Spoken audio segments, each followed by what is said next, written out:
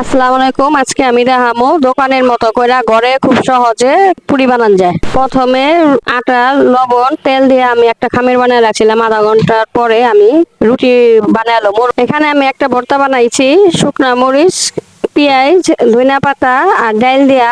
এই ডালটা আমি একটু একটু করে রুটিটার উপরে দিয়া দিব। তারপর আরেকটা রুটি এটার মধ্যে দিয়া দিব।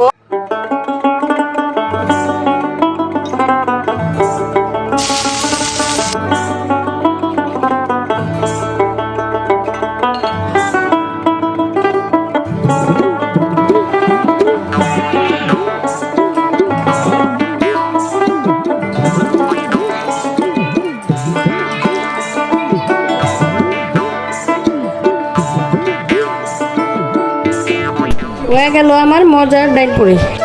আপনারা এটা বাড়িতে করে খায় দেখেন, দোকানের থেকেও বেশি মজা। মজা লাগলেও কোয়েন, না লাগলেও কোয়েন।